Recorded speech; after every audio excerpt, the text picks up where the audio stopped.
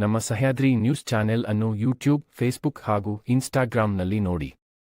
Subscribe, like ಮತ್ತು share ಮಾಡಿ ಪ್ರೋತ್ಸಾಹಿಸಿ. ಅದರಿಂದ ಏನೋ ಒಂದು ಕನೆಕ್ಷನ್ ಇದೆ ಮಲೆನಾಡಿಗೂ ಚಿತ್ರೋದ್ಯಮಕ್ಕೂ. ಸೊ ಆವತ್ತಿನಿಂದ ಇವತ್ತಿನವರೆಗೆ ಕೃಷ್ಣಪ್ಪ ಒಂದು ಮಾತು ಹೇಳ್ತಾನೆ ಇದ್ರು. ನಾನು ತುಂಬ ಸತಿ ಸಿಕ್ಕಿಲ್ಲ ಅವರಿಗೆ. ಯಾರೋ ಒಪ್ತಾ ಇರೋದು ಹೊಸಬ್ರದ್ದು, ಅದು ಬಡದು ಕುದುರೆ ಆದರೂ ಪರವಾಗಿಲ್ಲ, ಹುಲ್ಲಾಗ್ತೀನಿ ನಿನಗೆ, ಯಾರು ಒಪ್ತಾ ಇರೋದು ಏನಾದಿದ್ರೆ ನನ್ನ ಹತ್ರ ಬಾ ಅಂತ ಅವಾಗ ಅವ್ರು ಹೇಳ್ತಾನೆ ಇದ್ರು. ನಾನು ಒಂದು 20 ಚಿಲ್ಲರೆ ವಯಸ್ಸು ಹುಡುಗನ ತುಂಬ ಹುಡುಕಿ ಸಿಗದೆ ಅವನಿಗೊಂದು ಕಥೆ ಮಾಡ್ಕೊಂಡಿದ್ದೆ. ಒಂದಿಷ್ಟು ಅದ್ಭುತ ಜಾಗಗಳನ್ನು ಅಂದ್ಕೊಂಡ್ಬಿಟ್ಟಿದ್ದೆ ಇಲ್ಲೆಲ್ಲ ಚಿತ್ರೀಕರಣ ಮಾಡಬೇಕು ಅಂತ. ಹುಡುಗ ಸಿಗದೆ ಸಿನಿಮಾ ನಿಲ್ಲಿಸ್ಬಿಟ್ಟಿದೆ. ಬೇಡ, ನಾನು ಶುರು ಮಾಡೋದು ಬೇಡ ಅಂತ ಕೃಷ್ಣಪ್ಪಣ್ಣಗೆ, ಗಂಗಾಧರ್ ಅವರಿಗೆ ಹೇಳಿ ಇದು ಇಲ್ಲಿಗೆ ಮುಗಿದ ಅಧ್ಯಾಯ, ಇನ್ಯಾವುದಾದ್ರು ಬೇರೆ ಕಡೆ ಹೋಗೋಣ ಅಂತ ಇದ್ದಾಗ ಒಂದು ಮಧ್ಯರಾತ್ರಿ ಏನೋ ಕಾರಣಕ್ಕೆ ಇವ್ರ ತಾಯಿ ನನಗೆ ಫೋನ್ ಮಾಡಿದ್ರು, ಒಂದು ಟೈಟ್ಲ್ ಬೇಕು ಅಂತ ಹೇಳಿ. ನಾನು ಅವ್ನು ಏನು ಮಾಡ್ತಾ ಇದ್ದಾನೆ ಈಗ ಅಂತ ನಾನು ಇವನಿಗೆ ಫೋನ್ ಮಾಡಿದೆ, ನಂಬರ್ ಇತ್ತು, ಫೋಟೋಸ್ ಕಳಿಸು ಅಂತ ಹೇಳಿದ್ರು. ಅಂತ ನಾನು ನೋಡ್ತಿದ್ದಂಗೆ ನನಗೆ ಅನ್ನಿಸ್ತಿದ್ದು ಕರೆಕ್ಟಾಗಿದೆ 20 ಚಿಲ್ಲರೆ, ಹೆಸರು ಬೇರೆ, ಮುಖ ಮೂತಿನೂ ಚೆನ್ನಾಗಿದೆ, ಇದನ್ನು ಇಮ್ಮಿಡಿಯೇಟಾಗಿ ಕೃಷ್ಣಪ್ಪನಿಗೆ ತೋರಿಸ್ಬೇಕು ಅಂತ ಹೇಳಿ ಏನು ಹೇಳಲಿಲ್ಲ. ಮುಂಬೈ ಬೇರೆ ಸೇರ್ಕೊಂಡ್ಬಿಟ್ಟಿದ್ದ, ಅಖಂಡ ಪ್ರತಿಭಾವಂತ, ಪೃಥ್ವಿ ಥಿಯೇಟ್ರು, ನ್ಯಾಷನಲ್ ಲೆವೆಲಿನ ನಾಟಕಗಳು, ಆ ಭಾಷೆಗಳನ್ನೆಲ್ಲ ಕಲಿತು ಸ್ಟೇಜೆಲ್ಲ ಅಲ್ಲಾಡಿಸಿದಂಥ ಪರಾಕ್ರಮ ಮೆರೆದಿರೋದು ಒಂದಿಷ್ಟು ವಿಡಿಯೋ ಕಳಿಸ್ತಾರೆ. ಅದೇ ಸ್ವಲ್ಪ ಓವರ್ ಕ್ವಾಲಿಫೈಡ್ ಇದ್ದಂಗೆ ಇದನ್ನು ತಡೆಯುತ್ತೆ. ಒಂದು ಸಿನಿಮಾ 2.5-2.5 ಗಂಟೆಗಳ ಕಾಲ ಒಂದು ಸಿನಿಮ್ಯಾಟಿಕ್ ಎಕ್ಸ್ಪೀರಿಯನ್ಸ್ ಕೊಡೋದನ್ನು ನಮಗೆ ಕಲಿಸಿದ್ದೇ ಮುಂಗಾರು ಮಳೆ. ಆ ಜೋಗದ ಗುಂಡಿ, ಆ ಮಳೆ, ಬೆಟ್ಟ ಗುಡ್ಡಗಳು, ಹಸಿರು, ಒಂದು ಸಕಲೇಶ್ಪುರದ ಸುತ್ತಮುತ್ತಲಿನ ಜಾಗಗಳು, ತಾಳುಗುಪ್ಪೆ, ಇವನ್ನೆಲ್ಲ ಸಿನಿಮಾ ಇದೊಂದು ಪ್ರಪಂಚ. ಇದು ನಾನು ಮಳೆ ನೆನೀತಿದ್ದೀವಿ ಅನ್ನೋದೊಂದು ಒಂದು ಫೀಲಿಂಗ್ನ ಹುಟ್ಟಿಸ್ತದೆ ಚಿತ್ರಮಂದಿರದಲ್ಲಿ. ಆ ಥಿಯೇಟರ್ ಎಕ್ಸ್ಪೀರಿಯನ್ಸ್ ಸಿಕ್ಕಿದ್ದಕ್ಕೆ ಜನ ಅದನ್ನ ಚಿತ್ರಮಂದಿರಕ್ಕೆ ಬಂದು ನೋಡಿದ್ದು. ಆ ಥರದ್ದೇ ಬೇಕು ಅಂತ ನಮ್ಮ ಕೃಷ್ಣಪ್ಪ. ಅದು ಒಂದು ಬಿಟ್ಟಿದ್ದೀವಿ, ಅದನ್ನು ಹೊಂದಿಸೋದಿದ್ದೀರ ಮಹಾರಾಷ್ಟ್ರದಿಂದ ಹಿಡಿದು ನಮ್ಮ ಕಾಸರಗೋಡುವರೆಗಿನ ಒಂದು 100 ಜಾಗಗಳಲ್ಲಿ ಚಿತ್ರೀಕರಣ. ಸಮುದ್ರ ಎಲ್ಲಿ ಹೋದ್ರೂ ಒಂದೇ ಥರ ಕಾಣ್ತದ್ರಿ ಅಂತ ನಮ್ಮ ಟೀಮ್ನವರು. ಅದರಲ್ಲ ಒಂದು ವೆರೈಟಿ ಬೇಕು, ಆ ಸೀಸನ್ ಇರೋದ್ರದ್ದು ಅಲೆ ಜಾಸ್ತಿ ಆಗುತ್ತೆ, ಕಮ್ಮಿ ಆಗುತ್ತೆ, ಅವನ್ನೆಲ್ಲ ಕ್ಯಾಪ್ಚರ್ ಮಾಡಬೇಕು ಅಂತ ಹೇಳಿ ಮನದ ಕಡಲು ಅಂತ ಟೈಟ್ಲ್ ಇಟ್ಟು ಅಲ್ಲಿಂದ ಶುರುವಾದ ಜರ್ನಿ ಈಗ ರಿಲೀಸಿಗೆ ಬಂದು ನಿಂತಿದೆ. ಮಾರ್ಚ್ 28ಕ್ಕೆ ರಿಲೀಸ್. ನಾನೊಬ್ಬ ನಿರ್ದೇಶಕ ಅಲ್ಲದೆ ಒಬ್ಬ ಕನ್ನಡ ಪ್ರೇಕ್ಷಕನಾಗಿ ಹೇಳ್ತೀನಿ, ಇನ್ನೊಂದು ಮೈಲಿಗಲ್ಲಾಗುತ್ತೆ. ನಾವು ಈ ಪ್ರಮೋಷನಲ್ ಕ್ಯಾಂಪೇನಲ್ಲಿ ಮಾಡ್ತಿರೋದೇ ಅದು. ಅವತ್ತು ಮುಂಗಾರು ಮಳೆ, ಇವತ್ತು ಮನದ ಕಡಲು. ನಿರ್ಮಾಪಕರು ಅವರೇ, ನಿರ್ದೇಶಕ ನಾನೇ ಇದ್ದೀನಿ. Of course team ಬದಲಾಗುತ್ತೆ. 20 ಚಿಲ್ಲರೆ ವಯಸ್ಸಿನ ಹುಡುಗನ ಕಥೆ ಬರ್ಕೊಂಡಿದ್ದರಿಂದ ಈತ ಬಂದ. ಇಲ್ಲಾಂದರೆ ಪ್ರಾಬಬ್ಲಿ ಗಣೇಶ್ ಇರ್ತಿದ್ರು ಏನೋ. ನನಗದು ತುಂಬ ಇಷ್ಟಪಟ್ಟು ಮುದ್ದಾಡ್ಕೊಂಡು ಬರೆದ ಕಥೆ. ಈತ ಸಿಗ್ತಾ ರಾಶಿಕಾ ಶೆಟ್ಟರು, ಅಂಜಲಿ ರಾಯ, ಅವರು ಅಂಜಲಿ ಅವ್ರು ಬರಬೇಕಿತ್ತು, ಮಧ್ಯಾಹ್ನದ ನಂತರನೂ ಬರ್ತಾರೆ.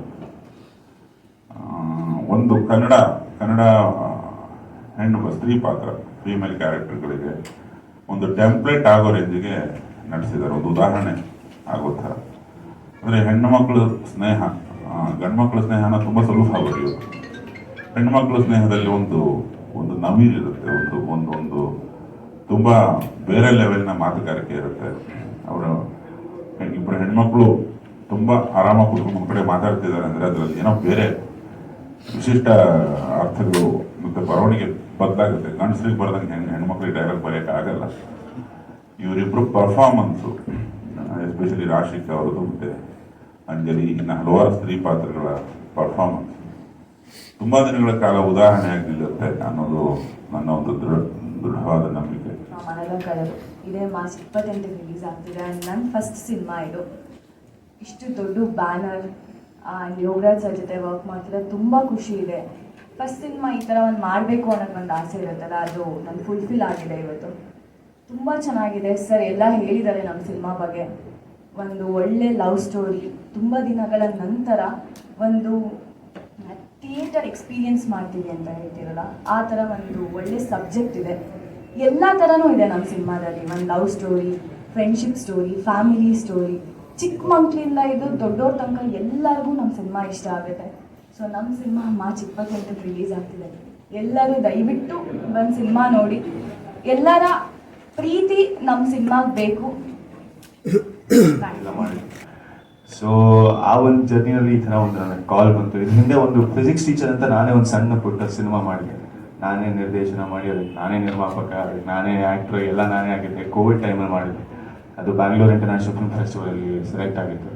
ಅಲ್ಲಿ ಒಂಚೂರು ನನಗೆ ಕಾನ್ಫಿಡೆನ್ಸ್ ಬಂತು, ಇದು ಹೀಗೆ, ಇದರಲ್ಲಿ ತಪ್ಪಿಲ್ಲ, ನಮ್ಮ ಕನಸುಗಳು ನನಸಾಗುತ್ತೆ ಅನ್ನೋ ಒಂದು ಫೀಲಿಂಗು ಬಂದಿತ್ತು. ಅದಾದ್ಮೇಲೆ ಕಾನ್ಫಿಡೆಂಟ್ ಆಗಿದೆ. ಸರ್ ನನಗೆ ಒಂದು ಸರ್ ರಾತ್ರಿ ಹೀಗೆ ಫೋನ್ ಮಾಡಿದ್ರು ನನಗೆ. ಅವಾಗ ಯೋಗರಾಜ್ ಭಟ್ ಅವ್ರು ಫೋನ್ ಮಾಡ್ತಾ ಇದ್ದಾರೆ ಅನ್ನೋದಿತ್ತು. ಬಟ್ ಸಿನಿಮಾ ಶುರು ಆಯಿತು, ಪ್ರೊಡ್ಯೂಸರು ನಾನು ಒಪ್ಕೊಂಡ್ರು. ಸಿನಿಮಾ ಶುರು ಆದ್ಮೇಲೆ ನನಗೆ ಅರ್ಥ ಆಯಿತು, ಕನ್ನಡ ಇಂಡಸ್ಟ್ರಿ, ಕನ್ನಡ ಸಿನಿಮಾ ಎಂಥ ದೊಡ್ಡ ಜಾಗ ಇದು. ಆ್ಯಕ್ಚುಲಿ ಇಷ್ಟು 200 ಜನ ಕೆಲಸ ಮಾಡ್ತಾ ಇರ್ತಾರೆ ಒಂದೇ ಜಾಗದಲ್ಲಿ. ಅವ್ರಿಗೆಲ್ಲ ಅವ್ರು ಹೇಳ್ತಾರೆ, ನೀವು ಬೆಳೆದ್ರೆ ನಾವು ಬೆಳಿತೀವಿ, ನೀವು ಬೆಳೆದ್ರೆ ನಮಗೂ ಕೆಲಸ ಸಿಗುತ್ತೆ ಅಂತೆಲ್ಲ. ಇಷ್ಟು ಅಂದರೆ ಈ ಜಾಗದಲ್ಲಿ ಆ್ಯಕ್ಚುಲಿ ಲಾಯಲ್ಟಿ ತುಂಬ ದೊಡ್ಡ ಕ್ಯಾರೆಕ್ಟರ್ ಇದು. ಸೊ ತುಂಬ ಖುಷಿ ಕೊಡುತ್ತೆ ಈ ಇಂಡಸ್ಟ್ರಿ ನನಗೆ. ಹಾಗೆ ನಮ್ಮ ಸಿನಿಮಾ, ಈ ಸಿನಿಮಾ ನಮಗೆ ಸಿಕ್ಕಿದ್ದು, ನನಗೆ ಎಸ್ಪೆಷಲಿ ಮನದ ಕಡಲು. ನನಗೆ ಸರ್ ನನ್ನ ಮೇಲೆ ಕಾನ್ಫಿಡೆನ್ಸ್ ಇಟ್ಕೊಂಡು 5 ಬೇರೆ ಥರ ಒಂದು ರೂಪ ಕೊಟ್ಟಿದ್ದಾರೆ ನನಗೆ ಈ ಸಿನಿಮಾದಲ್ಲಿ. 5 ಬೇರೆ ಬೇರೆ ಕ್ಯಾರೆಕ್ಟರ್ ಶೇಡ್ಸ್ ಪ್ಲೇ ಮಾಡಿದ್ದೀನಿ. ಸೊ ಅವೆಲ್ಲ ತುಂಬ ಚೆನ್ನಾಗಿ ಕಾಣುತ್ತೆ ಪರದೆ ಮೇಲೆ. ಒಬ್ಬ ನಟನಿಗಂತೂ ಇದು ತುಂಬ ದೊಡ್ಡ ಪ್ಲ್ಯಾಟ್ಫಾರ್ಮ್. ಅದು ಡೆಬ್ಯೂನಲ್ಲಿ ಈ ಥರ ಸಿಗೋದು ತುಂಬ ದೊಡ್ಡ ವಿಷಯ. ಅದು ಬಿಟ್ಟು ಸರ್ ಹೇಳ್ದಂಗೆ ಪರಿಸರ, ನಮ್ಮ ಗುಡ್ಡ, ಬೆಟ್ಟ, ಸಮುದ್ರ, ಇದನ್ನ ಇವ್ರಿಗಿಂತ ಚೆನ್ನಾಗಿ ತೋರಿಸೋದು ನಾನು ನೋಡಿಲ್ಲ ಕನ್ನಡ ಇಂಡಸ್ಟ್ರಿಗೆ. ಆ್ಯಕ್ಚುಲಿ 500 ವರ್ಷ ಹೋದರೂ ಎಮೋಷನಲ್ ಆದರೆ ನಮ್ಮ ಕಣ್ಣಲ್ಲಿ ನೀರೇ ಬರಬೇಕು, ಬೇರೆ ಏನು ಬರೋಕ್ಕೆ ಸಾಧ್ಯ ಇಲ್ಲ. ಆ ಎಮೋಷನನ್ನು ಪ್ರೆಸೆಂಟೇಷನ್ ಬದಲಾಗುತ್ತೆ. ನಿಮಗೆ ಪರದೆ 4 ಮೂಲೆ ಬಂದೇ ಬರುತ್ತೆ. ಇನ್ನು 50 ವರ್ಷ ಆದರೂ 4 ಮೂಲೆನೇ ಇರಬೇಕು. ನಿಮ್ಮ ಪರದೆ ರೌಂಡ್ ಮಾಡಿ ಹೇಳ್ತೀನಿ ಅಂತ ಆಗಕ್ಕಾಗಲ್ಲ. ಇಂಥ ಕಾಸರಗೋಡು ಹೊರಗಿನ ಎಲ್ಲ ಪೋಸ್ಟಲ್ ಬೆಲ್ಟ್ಗಳಲ್ಲೂ ಇದ್ರ ಕ್ಲೈಮ್ಯಾಕ್ಸ್ ಇಂದ ಹಿಡಿದು ಚಿತ್ರದ ಆರಂಭದ ಪೋರ್ಷನ್ ಶೂಟ್ ಆಗಿದೆ. ಅದು ಪರಮಾತ್ಮದ ಜಾಗ ಮಹಾರಾಷ್ಟ್ರದಲ್ಲಿ ಮುರುಡು ಜಜೀರಾ ಅಂತಿದೆ. ಅದು ಎಷ್ಟೋ ದಿನಗಳ ಕಾಲ ಆಫ್ರಿಕಾ ಸರ್ಕಾರ ಸಿದ್ದಿ ಜನಾಂಗದವ್ರು ಕಟ್ಟಿರೋದಂಥದ್ದು. ಅದರಲ್ಲಿ ಅದೊಂದು ದೊಡ್ಡ ಮಿಲಿಟರಿ ಆಫೀಸರ್ಸ್ ಆಗ್ಬಿಟ್ಟಿದ್ವಿ ನಾವೆಲ್ಲ. 2 ವಾರ್ ಫೂಟಲ್ಲಿ ಶೂಟ್ ಮಾಡಿದ್ದು. ತುಂಬಾ ಕಷ್ಟಕರವಾದ ದಿನಗಳನ್ನು ನೋಡಿದೆ ನಾನು. ಅಲ್ಲಾಗಿದೆ ಮಂಗಳೂರು, ಸಸಿಹಿತ್ತು, ಸಕಲೇಶ್ಪುರ, ಇರುಪ್ಪು ಫಾಲ್ಸು, ಮಡಿಕೇರಿ, ಬೆಂಗಳೂರು, ಮೈಸೂರು, ಈ ಥರ ಹಲವಾರು ಜಿಲ್ಲೆಗಳಲ್ಲಾಗಿದೆ. ಅದನ್ನ ಹೊಸದಾಗಿ ಹೇಳೋದೇ ಪ್ರೇಮ ಕಥೆಗಳಲ್ಲಿರೋ ಚಾಳಿಕೆ. ಒಬ್ಬ ಹುಡುಗ ಒಂದು ಹುಡುಗಿನ ಇಷ್ಟಪಡ್ತಾನೆ ಅಂತ ನಾನು ಹೆಂಗೆ ತೋರಿಸ್ತೀವಿ ನಾವು? ಎಲ್ಲ ರೀತಿನೂ ತೋರ್ಸಾಯ್ತು. ಮಾತುಕತೆ ತೋರ್ಸಕ್ಕಾಗಲ್ಲ, ಹಾಡುಗಳನ್ನು ತೋರ್ಸಕ್ಕಾಗಲ್ಲ ಅಂತ ಹೇಳಂಗಿಲ್ಲ ನಾವು. ಅದನ್ನೇ ಮತ್ತೆ ಪ್ರೆಸೆಂಟೇಷನ್ ಉಲ್ಟಾ ಮಾಡಿ ಹೇಳೋದು. ನಾನು ಒಂದು ಗ್ಯಾರಂಟಿ ಕೊಡ್ತೇನೆ, ಇದು ಭೂಲೋಕದಲ್ಲಿ ಎಲ್ಲೂ ಸಿಗಲ್ಲ ಈ ಥರದ ಪ್ರೆಸೆಂಟೇಷನ್. ಈ ಬದುಕಲ್ಲಿ ತುಂಬಾ ಸುಂದರವಾದ ಅನುಭೂತಿ ಪ್ರೀತಿ ಅನ್ನೋದು. ಪ್ರೀತಿನೇ ಎಲ್ಲ ಅಲ್ಲ, ಬದುಕು ಪ್ರೀತಿಗಿಂತ ತುಂಬ ದೊಡ್ಡದು. ಅದನ್ನ ಇವನು ಇಬ್ಬರು ಹುಡುಗಿರು ತಿಳ್ಕೊಳ್ತಾರೆ. ಇವ್ರ ಹೈಲೈಟ್ಗಳನ್ನ ತೋರಿಸ್ತಾನೆ. ಆ ಕ್ಲೈಮ್ಯಾಕ್ಸ್ ಅನ್ನ ಒಂದು ಸಣ್ಣ ತುಣುಕು ಕೂಡ ಎಲ್ಲೂ ನಿಮಗೆ ಮತ್ತೆ ಸಿಗಲ್ಲ.